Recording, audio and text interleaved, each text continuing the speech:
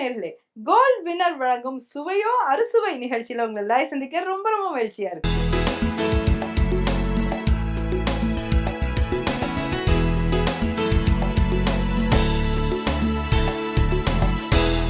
Gold winner வழங்கும் சுவையோ அறுசுவை. இன்னைக்கு நம்ம ஷோல வந்து அரவிந்த் கூட இருக்காரு. ஹாய் அரவிந்த். Hello viewers. நாங்க வந்து உங்களுக்காக பீஸா டவ் எப்படி பண்றது அப்படின்ட்டு நாங்க காமிக்க போறோம். இந்த மாதிரி ஒரு சூழ்நிலையில வந்து வெளியில இருந்து பொருட்கள் கிடைக்கிறதோ சரி, வெளியில தைரியமா போய் சாப்பிடுறதோ சரி, கொஞ்சம் ஆர்டர் பண்றது கூட சரி தயக்கமா இருக்கு இல்லையா நிறைய பேருக்கு. ஸோ அப்படி இருக்கும்போது வந்து நம்மளே வந்து வீட்டுல செய்யும் போது உண்மையிலேயே அதோட டேஸ்ட் வந்து அற்புதமா இருக்கு, அருமையா இருக்கு. ஸோ இது எப்படி பண்ணுறது அப்படின்ட்டு நாங்கள் உங்களுக்கு காமிக்கிறோம். ரொம்ப ரொம்ப ஈஸிங்க அண்ட் ஈஸியான இன்க்ரீடியன்ட்ஸ் தான். 100 ml தண்ணி, அரை டீஸ்பூன் உப்பு, 0.7 teaspoon yeast, 1/4 teaspoon sugar, 150 gram maida மாவு. ஸோ இதுதான் இதோட இன்க்ரீடியன்ட்ஸ். இப்போ நம்ம எடுத்துருக்கிறது வந்து இன்ஸ்டன்ட் ஈஸ்ட்டு. ஸோ இந்த 100 ml தண்ணியை வந்து நம்ம இதோட ஆட் பண்ணிக்கிறோம். இந்த 100 ml தண்ணிக்கு 150 கிராம் மைதா மாவு எடுத்திருக்கோம். ஓகே, ஸோ இந்த ஈஸ்ட் ஆட் பண்ணிடலாமா?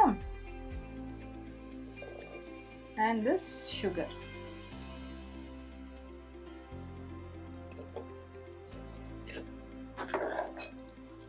ஸோ இப்போ பீட்சாஸ்லேயே பல வெரைட்டிஸ் இருக்கு. அமெரிக்கன் இருக்கு, இட்டாலியன் இருக்கு. இப்போ நம்ம பண்ண போறது வந்து எந்த மாதிரி? நம்ம பண்றது வந்து இட்டாலியன் பீஸா. ஸோ நம்ம வந்து பண்ண போறது வந்து மைதா மாவுல எப்படி நம்ம ஊர்ல ஈஸியா கிடைக்கிற பொருளை வச்சு எப்படி பண்றது அப்படின்னு பார்க்க போறோம். இட்டாலியன் சாஸ் மாதிரி பண்ண போறோம் அண்ட் இட்டாலியன் பீஸா மாதிரி பண்ண போறோம். நான் எப்போதும் நோட்டீஸ் பண்ணிருக்கேன், நீங்க பீட்சா ஆக்சுவலா பாத்தீங்கன்னா இட் இஸ் மோர் லைக் நம்மளோட நார்த் இந்தியன் சப்பாத்திக்குள்ள ஆலு நான்லாம் வைப்பாங்களா, அந்த மாதிரி தான் இருக்கு. டெக்னிக்கலா வந்து பீஸா மாவுங்கிறது, பீஸா பேஸ்ங்கிறது மைதா மாவு பேஸ் ஒன்லி. அது மேல டொமேட்டோ, காய்கறி எல்லாம் விடுறாங்க. ஆலிவ் ஆயில் நிறைய யூஸ் பண்றாங்க. ஆலிவ் ஆயில் யூஸ் பண்றதுனால நம்மளுக்கு வந்து இது நல்ல it's very good, very high on இது. பட் நம்ம இப்போ நம்ம ஷோல வந்து எப்படி கோல்ட் வின்னர் ஆயில் வச்சே இது எப்படி அழகா பண்றது அப்படிங்கறத நம்ம பார்க்க போறோம். இதுக்கப்புறம் வந்து சால்ட் ஆட் பண்ணிடலாமா? மைதா மாவு ஆட் பண்ணிடலாம். அதுல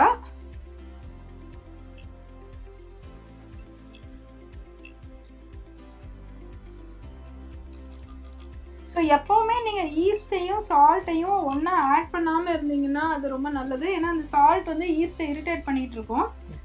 பட் ஆனால் டெக்னிக்கலாக வந்து இந்த இன்ஸ்டன்ட் ஈஸ்ட் இருக்கு இல்லையா, அது வந்து கொஞ்சம் ஸ்டெடியாக இருக்கும். அது ரொம்ப ஈஸியாக ஸ்பாயில் ஆகாது. பட் நீங்கள் வேறு ஈஸ்ட் எடுக்கிறீங்க அப்படின்னா அந்த உப்பை வந்து அதில் ஆட் பண்ணாமல் இருக்கிறது, டைரெக்டாக ஆட் பண்ணாமல். ஸோ இப்போ நாங்கள் வந்து லாஸ்ட்டில் தானே ஆட் பண்ணுறோம் அந்த மாதிரி. ஸோ இதை வந்து நல்லா திரட்டி எடுத்துடணும். அதை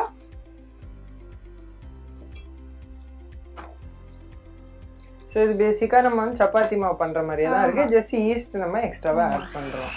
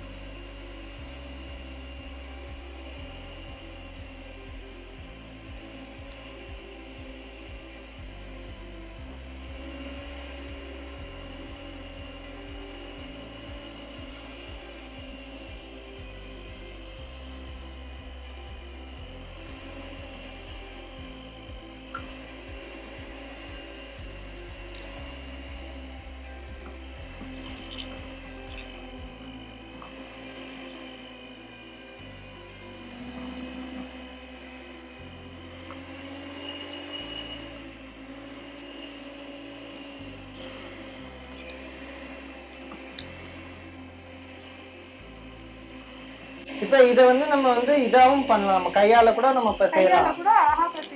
நம்ம வந்து நிறைய அளவா இருந்ததுன்னா நமக்கு இந்த மாதிரி ஒரு மெஷின் வேணும், ஸ்டாண்ட் மிக்சர் வேணும். கம்மியா தான் இருந்ததுன்னா அழகா பண்ணிடலாம். ஓகே, இப்போ ஒரிஜினலா இட்டாலியன்லாம் வந்து ஹேண்ட் மிக்ஸ்டா தான் இருக்கு. அவங்களுக்கு இது ஸ்டேபிள் டயட்டா இருக்கறனால அவங்க இந்த மாதிரி ஒரு ஹேண்ட் மிக்சர் பண்ணி வச்சு பண்ணுவாங்க. இப்போ நம்ம வந்து இந்த ஆயில் எடுத்துருங்க. இப்போ நீங்கள் அதை பண்ணும்போது வந்து இந்த அளவில் வந்து உங்களுக்கு தண்ணி ஏதோ கொஞ்சம் ஒரு 2-3 ஸ்பூன் அதிகமாச்சுனாலே இது வந்து கொஞ்சம் பிசு பிசுன்னு இருக்கும். ஸோ அப்படி பிசு பிசுன்னா கொஞ்சம் லேசாக டஸ்ட் பண்ணிக்கலாம் எண்ணெயை வச்சு, இது மாவை வச்சு. ஸோ இப்போ நம்ம வந்து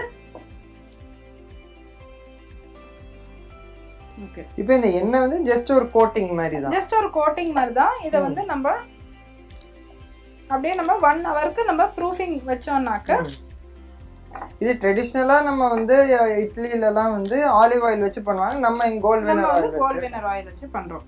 சோ நம்ம இந்த மாதிரி ஒரு ஃபாயில் பேப்பரை இது மேல நம்ம இது எவ்வளவு டைம்க்கு இப்படி வைக்கணும்? இது ஒரு 1 ஹவருக்கு ப்ரூஃப் பண்ண வைக்கணும். 1 ஹவருக்கு ஃப்ரிட்ஜ்லயா இல்ல வெளியில தான்? Okay.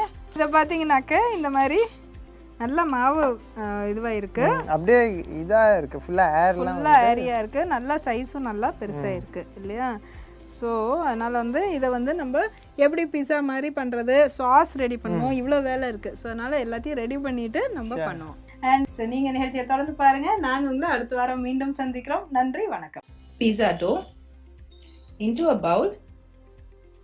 Add around 100 ml of water followed by 0.7 teaspoons of yeast. To this add 0.25 teaspoons of sugar followed by 150 grams of maida or plain flour. Keep gathering the dough with a spatula to the stand mixer so that it gets kneaded well. Scrape the sides of the bowl. Scrape the sides and knead it into a nice soft pliable ball. To this add some oil.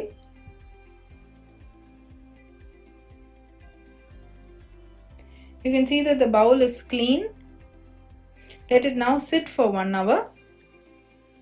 Cover it with a wet cloth. Pizza dough is ready.